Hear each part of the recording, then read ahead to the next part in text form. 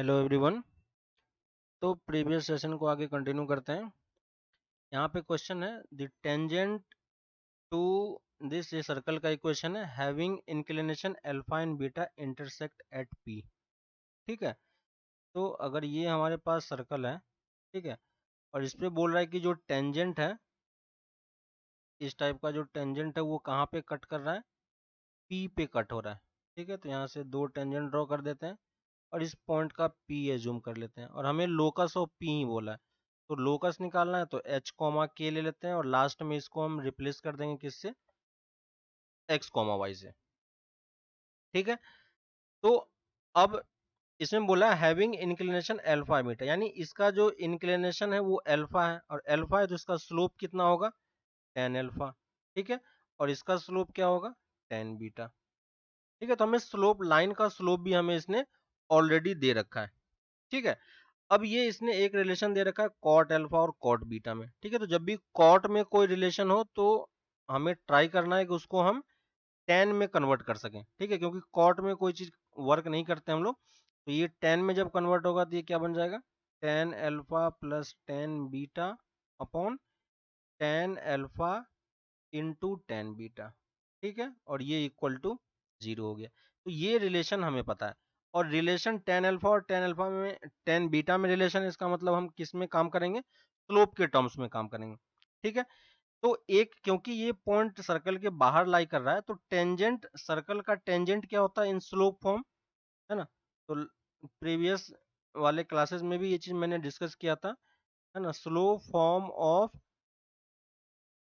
Tangent to the circle. ठीक है, circle के लिए टेंजेंट फॉर्म, स्लोप फॉर्म में टेंजेंट हम क्या लिखते हैं, y equal to m x, y equal to m x plus minus A square root of one plus M square. ठीक है, ये टेंजेंट का, सर्कल का क्या होता है, स्लोप होता है, सॉरी टेंजेंट का इक्वेशन होता है स्लोप फॉर्मेट में। ठीक है, और ये टेंजेंट, क्योंकि ये टेंजेंट भी है और ये टेंजेंट भी है, और दोनों कहाँ से पास कर रहा है, एच कॉमा के से, तो ये टेंजेंट भी कहाँ से पास करेगा, एच कॉमा के से, तो एच कॉमा के इसको सेटिस्फाई करना चाहिए। यहाँ से हम क्या लिखेंगे, k equal to m h plus minus A square root of one plus a m square. ठीक है, और इसको इस तरफ ले आके अगर स्क्वायर कर देते हैं तो हमारे पास m में क्वाड्रेटिक बन जाएगी, है ना, क्या हो जाएगा, m में क्वाड्रेटिक बन गया।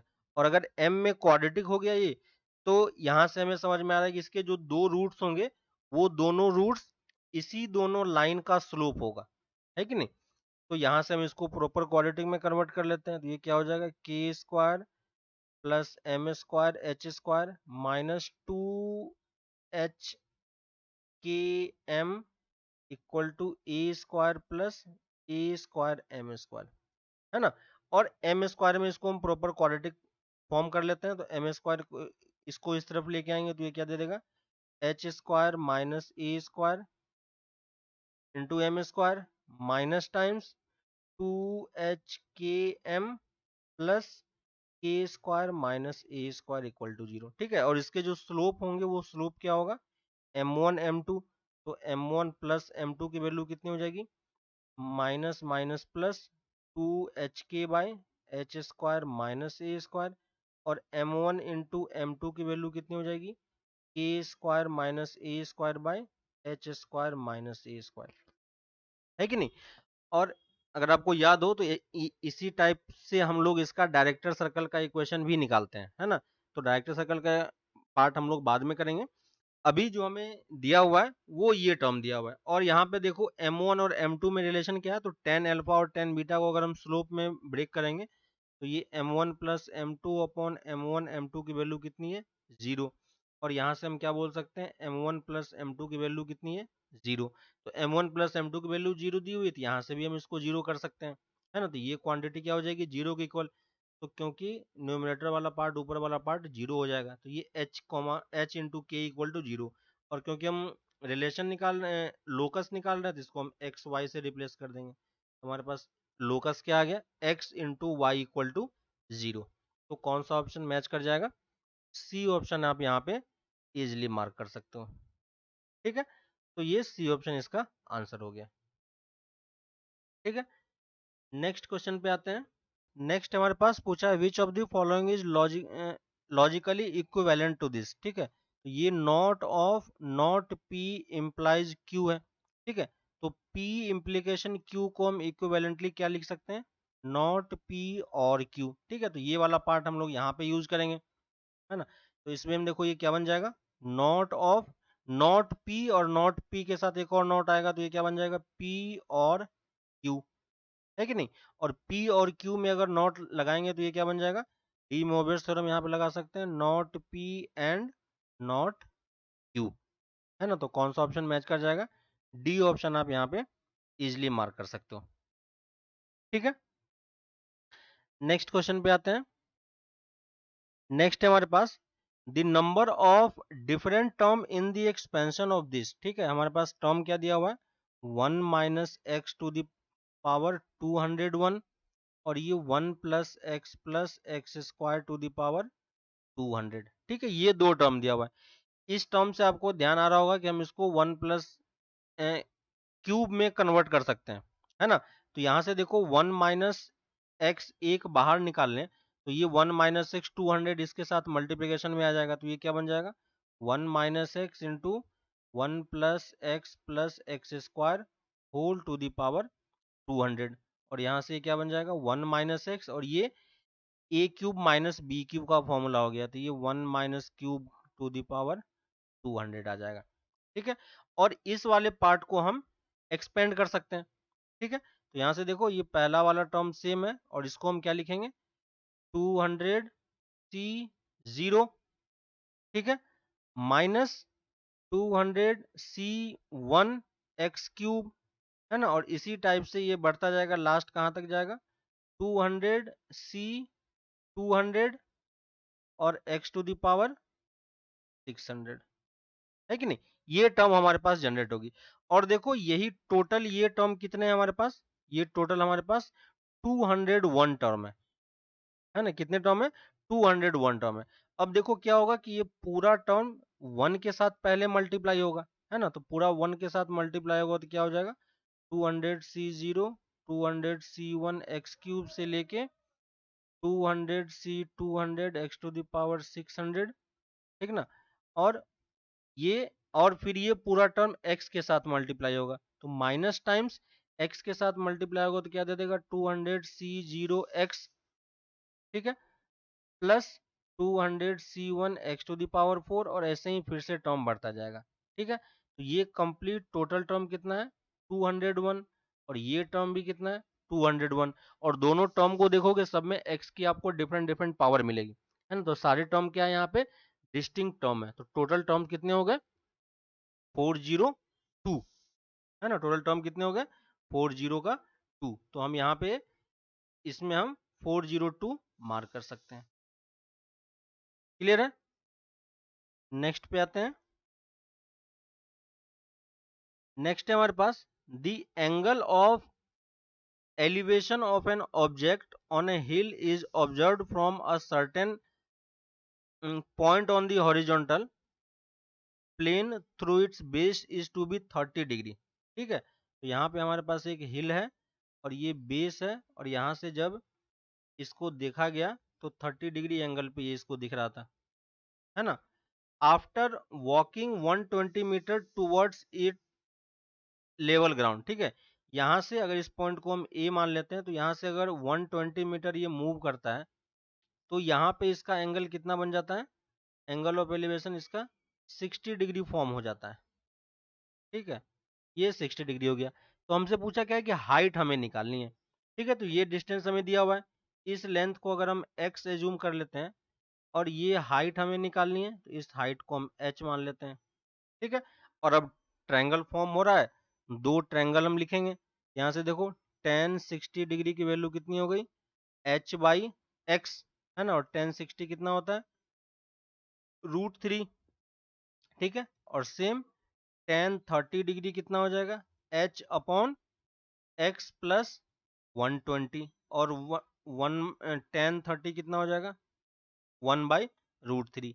एक्स की वैल्यू यहाँ पे पुट कर देंगे, तो एक्स की वैल्यू कितनी हो जाएगी, या इसको पहले क्रॉस मल्टीप्लाई कर लो, तो √3h equal to x plus 120 और x की वैल्यू कितनी है h/√3 प्लस 120, है ना। इस इक्वेशन को सॉल्व करके हम h की वैल्यू निकाल सकते हैं।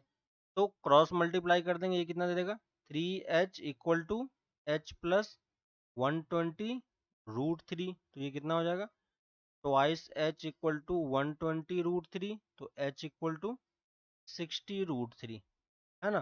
तो हाइट कितनी हो जाएगी 60√3। तो कौन सा ऑप्शन आप मार्क कर पाएंगे, बी ऑप्शन आप यहाँ पे मार्क कर सकते हो, है ना। तो सिंपल बेसिक फॉर्मूला है हाइट एंड डिस्टेंस का, उसको हमने यहाँ पे यूज किया। ठीक है, नेक्स्ट क्वेश्चन पे आते हैं। नेक्स्ट हमारे पास if alpha comma beta are the roots of this equation. ठीक है, ये इक्वेशन हमारे पास x² - 3x + 4 = 0 और इसके रूट्स क्या हैं, रूट्स हमारे पास अल्फा और बीटा है। ठीक है, तो हमें बोल रहा है कि हमें एक ऐसा इक्वेशन बनाना है जिसके रूट्स क्या हो, जिसके रूट्स हो α-2 अपॉन α+2 और β-2 अपॉन β+2। ठीक है, इस रूट्स के जिसके वो इक्वेशन हमें बनाना है जिसके रूट्स ये हैं। ठीक है, और देखोगे कि दोनों जो रूट्स हैं वो पूरे सिमेट्रिक टाइप के हैं। ठीक है, यानी अल्फा बीटा को अगर आप इंटरचेंज भी कर देते हो तो भी आपको कोई डिफरेंस पता नहीं चलेगा। ठीक है, तो जब इस टाइप के इक्वेशन होते हैं तो इसको हम बोलते हैं क्वाड्रेटिक इक्वेशन का ट्रांसफॉर्मेशन। बस क्या हुआ है, ये क्वाड्रेटिक इक्वेशन ट्रांसफॉर्म होके एक ऐसा इक्वेशन बना है जिसके रूट्स ये हैं। ठीक है, तो हम क्या करेंगे, इसी चीज को आप क्या करो, अल्फा कोई सा भी एक पार्ट उठा लो, α-2 अपॉन α+2, इसको x के इक्वल आप पुट कर दो और यहां से अल्फा की वैल्यू निकालो। x के इक्वल क्यों पुट किया, कुछ भी आप पुट कर सकते हो, लेकिन क्योंकि इक्वेशन हमें x के टर्म में दिया हुआ है, ठीक है, सारे ऑप्शन देखो x के टर्म में दिया हुआ है, तो इसलिए हमें क्या करना है, इसलिए हमें x पुट करना है। तब यहां से देखो अल्फा की वैल्यू कितनी हो जाएगी, इसको सॉल्व कर सकते हैं, x अल्फा प्लस 2x। ठीक है, और यहाँ से देखो अल्फा की वैल्यू कितनी हो जाएगी, यहाँ से आप अल्फा निकाल सकते हो, ये इस तरफ चला जाएगा तो ये कितना हो जाएगा 2 टाइम्स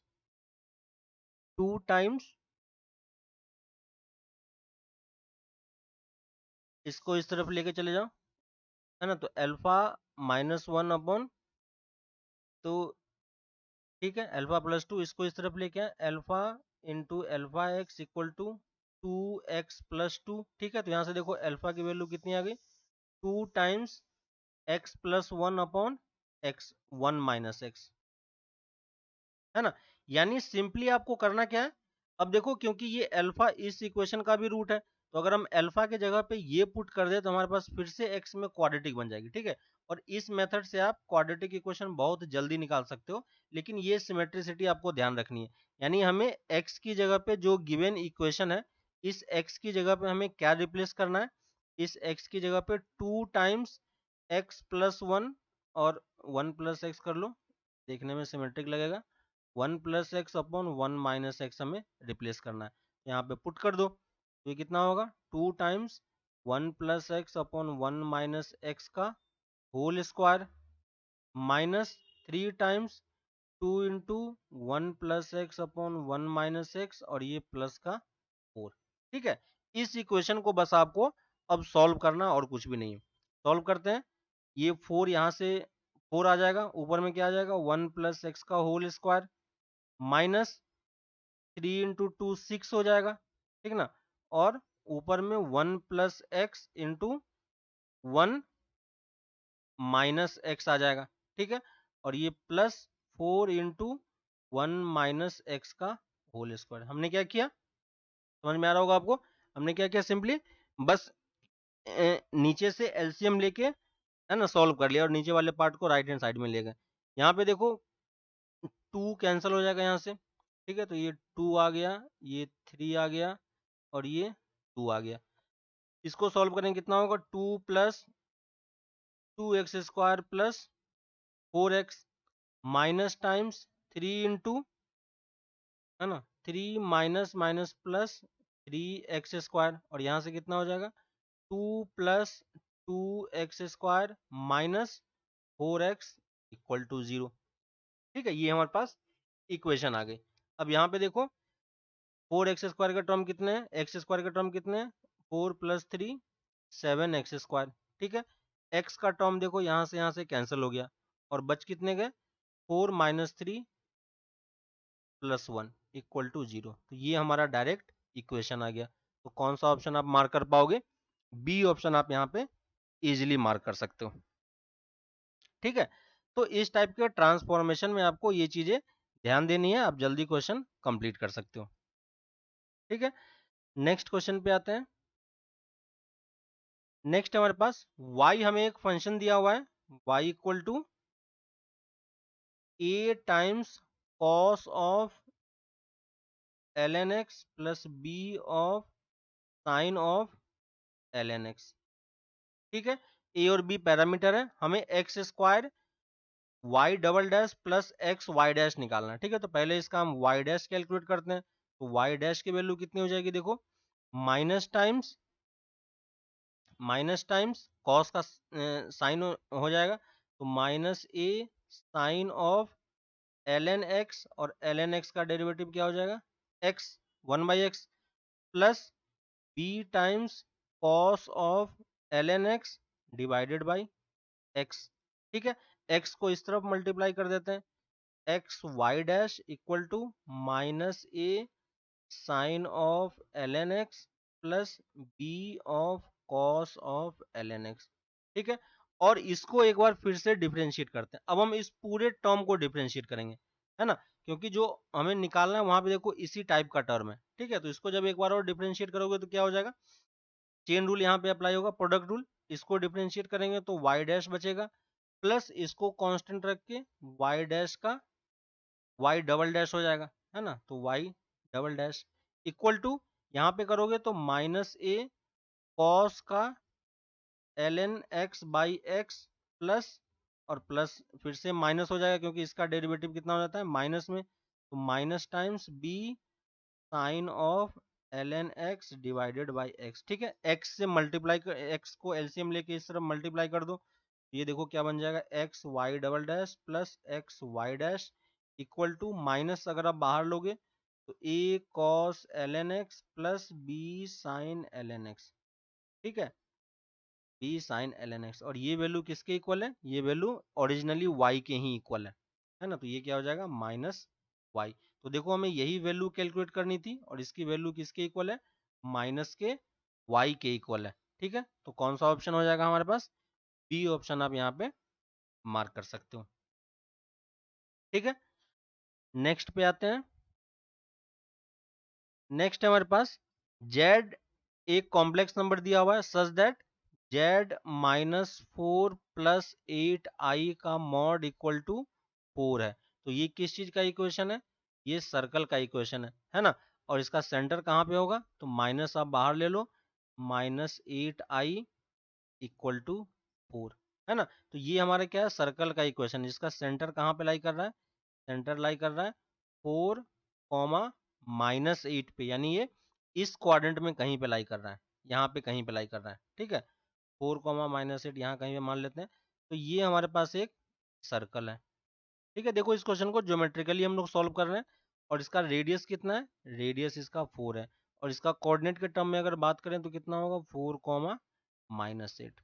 ठीक है, अब बोल रहा है कि हमें, और z कौन सा पॉइंट है, z इस सर्कल का पॉइंट है। ठीक है, इस सर्कल के पेरीमीटर पे जितने पॉइंट है वो सब किसको डिनोट कर रहा है, z को डिनोट कर रहा है। अब हमें किसकी वैल्यू निकालनी है, z+2 की। तो मॉड ऑफ z+2 क्या होता है, मॉड ऑफ z+2 एक्चुअली में डिस्टेंस होता है, कहां से, डिस्टेंस ऑफ z फ्रॉम -2, है ना, तो ये -2 यहाँ कहीं पे एक पॉइंट होगा, -2, 0। तो हमें इसी की क्या पूछा है, लीस्ट एंड ग्रेटेस्ट वैल्यू। ठीक है, तो यहां से लीस्ट एंड ग्रेटेस्ट वैल्यू कौन सी होती है, तो सर्कल से सर्कल के बाहर अगर कोई पॉइंट है तो उसका लीस्ट एंड ग्रेटेस्ट वैल्यू वही होता है जो उसके लाइन ज्वाइनिंग सेंटर से लाई कर रहा हो। ठीक है, तो अगर लाइन सेंटर को उस पॉइंट से ज्वाइन कर दोगे तो यहां से यहां तक का डिस्टेंस हमें क्या दे देगा, लीस्ट डिस्टेंस। तो ये हमारा हो गया लीस्ट डिस्टेंस, और यहां से ये वाला डिस्टेंस हमें क्या दे देगा, ग्रेटेस्ट डिस्टेंस, है ना, क्योंकि वो जो जेड है वो सर्कल अप्लाई कर रहा है, तो ये वाला पॉइंट हमारा मैक्सिमम पॉइंट का और ये वाला पॉइंट हमारा मिनिमम पॉइंट का है। तो ये लीस्ट वैल्यू कितनी निकालेंगे, तो इस पॉइंट से सेंटर का हम डिस्टेंस निकाल सकते हैं, और सेंटर में से अगर रेडियस माइनस कर दोगे तो लीस्ट आ जाएगा, और रेडियस ऐड कर दोगे तो मैक्सिमम आ जाएगा, ग्रेटेस्ट आ जाएगा। ठीक है, तो डी हम पहले कैलकुलेट कर लेते हैं। डी की वैल्यू कितनी हो जाएगी, square root of 4 minus 2 plus 2 square plus 8 square, तो ये कितना दे देगा, 10 दे देगा। यानी ये टोटल डिस्टेंस कितना है, 10 है। ठीक है, तो अगर हम लीस्ट वैल्यू की बात करें, लीस्ट वैल्यू किसका, z प्लस 2 का, मॉड ऑफ z प्लस 2 का, तो ये कितना होगा, 10 माइनस 4 इक्वल टू 6, है ना। और ग्रेटेस्ट वैल्यू कितनी होगी, ग्रेटेस्ट वैल्यू किसका, मॉड ऑफ z प्लस 2 का, तो ये 10 प्लस 4 इक्वल टू 14। तो कौन सा ऑप्शन मैच हो जाएगा, सी ऑप्शन आप डायरेक्टली मैच करा सकते हो। ठीक है, ट्रायंगल इनइक्वालिटी से भी इस क्वेश्चन को आप कर पाओगे। ठीक है, वो भी सही है, कोई गलत नहीं है, लेकिन ज्योमेट्रिकली आप देखोगे तो क्वेश्चन थोड़ा सा इजी दिखता है ना। नेक्स्ट क्वेश्चन पे आते हैं। नेक्स्ट हमारे पास a perpendicular is drawn from a point on the line. ठीक है, एक लाइन हमें दिया हुआ है, ये वाला एक लाइन है। ठीक है, ये एल हमें दिया हुआ है, और एक प्लेन है यहाँ पे। तो इस लाइन के, लाइन से हम एक परपेंडिकुलर ड्रॉ कर रहे हैं, कहाँ पे, इस प्लेन पे। ठीक है, तो ये इसका परपेंडिकुलर वाला पॉइंट हो गया, और बोल रहा है कि ये जो पॉइंट है ये कहाँ पे लाई करता है, इस वाले प्लेन पे भी लाई करे। यानी एक और प्लेन है इस टाइप का, जो कि, है ना, एक और प्लेन है इस टाइप का, जो कि इसी पॉइंट से वो भी पास कर रहा है। ठीक है, तो ये P1 है और ये P2 है। तो जो परपेंडिकुलर वाला पॉइंट है, परपेंडिकुलर तो P1 पे है, लेकिन वो लाई P2 पे भी कर रहा है। ठीक है, तो हमसे इसने कोऑर्डिनेट ऑफ Q पूछा है। Q कौन सा कोऑर्डिनेट है, जो हमने परपेंडिकुलर ड्रॉ किया, फुट ऑफ परपेंडिकुलर, यानी इसी पॉइंट का कोऑर्डिनेट क्या है, हमें ये जो पॉइंट है हमारे पास, इसी पॉइंट को हम लोग क्या बोल रहे हैं, क्यू बोल रहे हैं। ठीक है, तो क्यू निकालेंगे। अब एक्चुअली में हमें ये वाला पॉइंट पता नहीं है, ठीक ना, क्योंकि ये वाला पॉइंट पता होता तो हम क्यू इजीली निकाल लेते हैं। तो क्योंकि ये पॉइंट पता नहीं, तो लाइन पे हम एक जनरल पॉइंट एज्यूम कर सकते हैं। ठीक है, लाइन की इक्वेशन हमारे पास ये है, x minus y by two x plus one by minus one equal to z by one, और इसको अगर मैं कुछ भी k एज्यूम कर लेता हूँ। ठीक है, अगर मैं इसको एक कांस्टेंट k मान लेता हूँ, तो इस पॉइंट का कोऑर्डिनेट कितना हो जाएगा, x की वैल्यू देखो, twice of k plus one, ठीक है, माइनस के माइनस वन और z। ठीक है, तो ये हमने जनरल पॉइंट ले लिया कहाँ पे, लाइन पे। और ये प्लेन P1 है, P1 के परपेंडिकुलर हमें एक वेक्टर पता है, कौन सा, एक्स वाई जेड का कोफिशिएंट, तो ये एक्स वाई जेड का कोफिशिएंट हो गया। ठीक है, अब देखो इस पॉइंट से पास होने वाला, इस पॉइंट को अगर मैं P बोल देता हूँ, ठीक है, ऑलरेडी P हो चुका है, इस पॉइंट को अगर मैं R बोल देता हूँ, तो R से पास होने वाला लाइन, इस लाइन के पैरेलल अगर ड्रॉ करोगे तो वो इस फुट ऑफ परपेंडिकुलर को ही मीट करेगा। ठीक है, तो इस लाइन का इक्वेशन क्या होगा, है ना, कौन सा लाइन का इक्वेशन, क्यू आर लाइन का इक्वेशन, है ना। तो equation of line Q R आप क्या लिख पाओगे, equation of line Q R, तो देखो क्या हो जाएगा, आर इक्वल टू, एक पॉइंट हमें पता है, तो क्या हो जाएगा, 2k प्लस वन आई प्लस माइनस के माइनस वन जे प्लस के, है ना, के ऑलरेडी के कैप के साथ है। ठीक है, तो इसको के नहीं एज्यूम करके लैम्डा ले लेते हैं। ठीक है, तो क्वेश्चन थोड़ा सा आपको कंफ्यूजन नहीं होगा। ठीक है, ये हमने इसको के की जगह पे लैम्डा, क्योंकि के कैप ऑलरेडी यूज हुआ है, तो इसलिए हम उसको बार बार लिखना नहीं चाह रहे हैं, तो यहाँ पे इसको आप लैम्डा ले लो। ठीक है, माइनस लैम्डा, और ये माइन लैम्डा टाइम्स के कैप, तो ये हमारा पॉइंट हो गया। ठीक है, प्लस म्यू टाइम्स ये वेक्टर, है ना, ये लाइन की इक्वेशन होती है point plus along the vector, बस हमने वो यूज किया। अब ये क्यू आर पॉइंट है, तो म्यू के किसी न किसी वैल्यू के लिए इस पॉइंट को भी डिनोट करेगा, है कि नहीं। तो इस पॉइंट का लोकेशन हम लिख सकते हैं कि नहीं, इस पॉइंट का लोकेशन आप क्या लिख पाओगे, क्योंकि हमें इस लाइन का इक्वेशन पता है, क्यू आर लाइन का इक्वेशन। तो देखो इस पॉइंट का लोकेशन क्या हो जाएगा, 2 lambda plus one plus mu. ठीक है, दूसरा minus lambda minus one plus mu, and third coordinate lambda plus mu. ठीक है, ये इस पॉइंट का कोऑर्डिनेट है। अब ये पॉइंट कहां पे लाई कर रहा है, ये पॉइंट लाई कर रहा है इस दोनों प्लेन पे।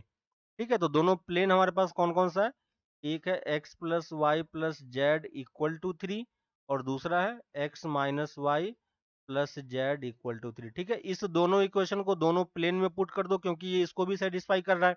यहाँ से आपका लैम्डा और म्यू मिल जाएगा।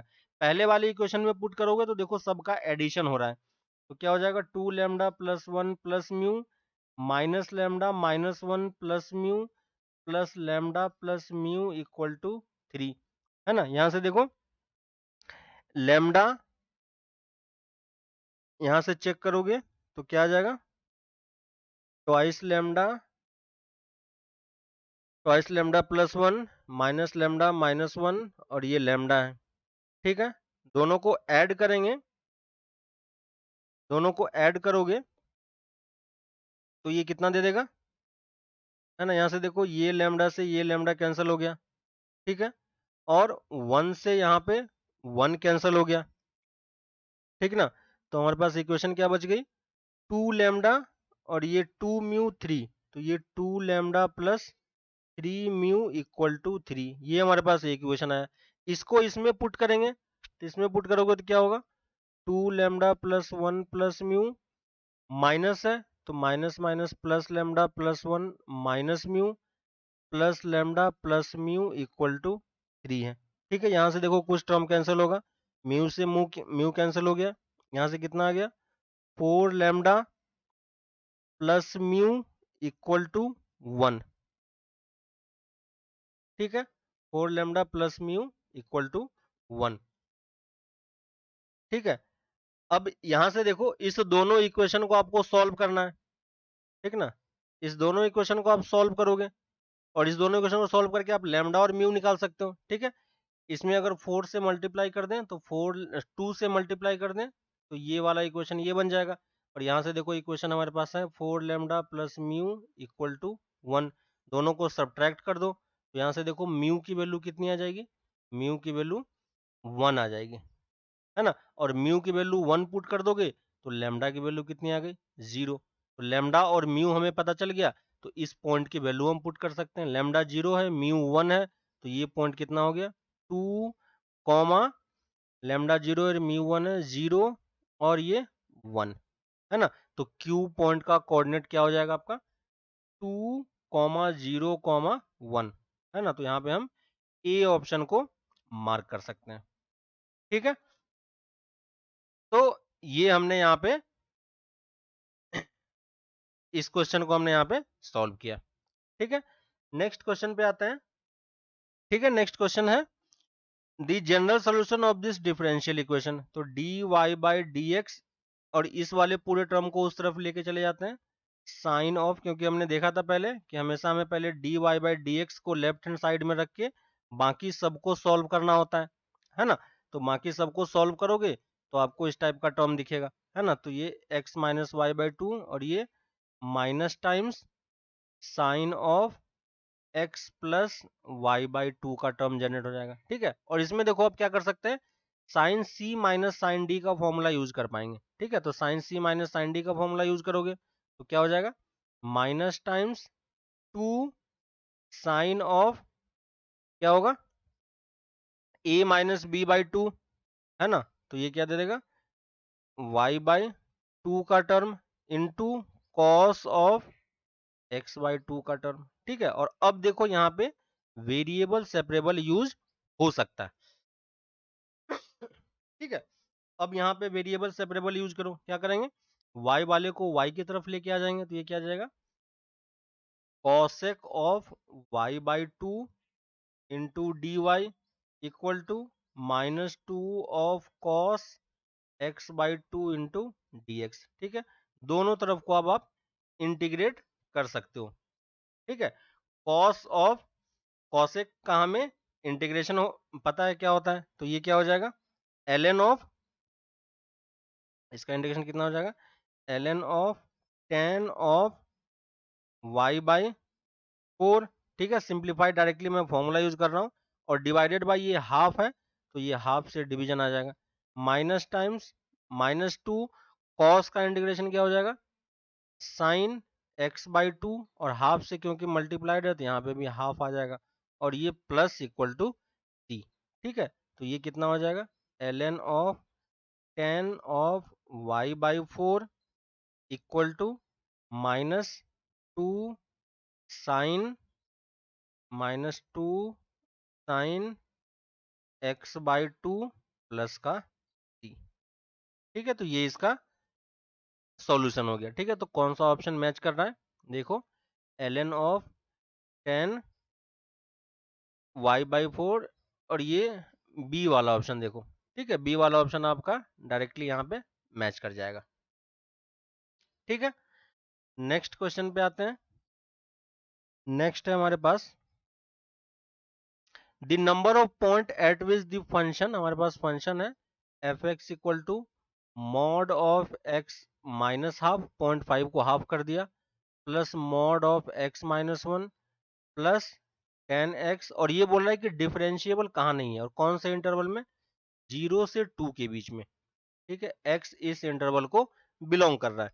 ठीक है, तो हमें इस कर्व का कंबाइन कर्व ड्रॉ करना पड़ेगा। ठीक है, तो आप कर्व भी ड्रॉ करके देख सकते हो, लेकिन हमें ये चीज पता है कि 10x कहाँ पे डिफरेंशिएबल नहीं होता है, तो जहां पे ये कंटिन्यूस नहीं होगा तो ये कहाँ पे कंटिन्यूस नहीं होता है, पाई/2 पे, और पाई/2 की वैल्यू इसके बीच में लाई करती है ना, क्योंकि पाई 3.14 होता है और पाई/2 इसके बीच में लाई करेगा।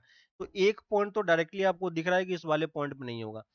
बाकी ये वाला पॉइंट जो है ये x इक्वल टू 1 पे क्या बनाता है, x इक्वल टू 1 पे ये शार्प एज बनाता है ना, और ये कहाँ पे बनाएगा, x इक्वल टू हाफ पे शार्प एज बनाएगा। तो ये दोनों नॉन डिफरेंशिएबल है क्योंकि शार्प एज है, और ये वाला क्यों है, क्योंकि यहाँ पे ये कंटिन्यूअस नहीं है ना, नॉट कंटिन्यूअस। ये वाला पार्ट आपका नॉट कंटिन्यूअस होगा। तो टोटल कितने पॉइंट हो जाएंगे जहां पे फंक्शन आपका डिफरेंशिएबल नहीं होगा, तो अब 3 पॉइंट हमें डायरेक्टली दिख ही रहा है ना, और बाकी सारे पॉइंट पे कोई प्रॉब्लम नहीं है क्योंकि बाकी सारे पॉइंट पे ये भी कंटिन्यूअस है, ये भी कंटिन्यूअस है, ये भी कंटिन्यूअस है ना, और वहां पे कोई शार्प एज भी नहीं बनता है। तो शार्प एज वाला प्रॉब्लम बस इसी 3 पॉइंट पे होने वाला है, ये क्योंकि नो कंटिन्यूअस नहीं है और बाकी सारा शार्प एज बनाएगा। ठीक है, तो 3 पॉइंट ऐसे होंगे जहां पे ये फंक्शन क्या होगा, डिफरेंशिएबल नहीं होगा।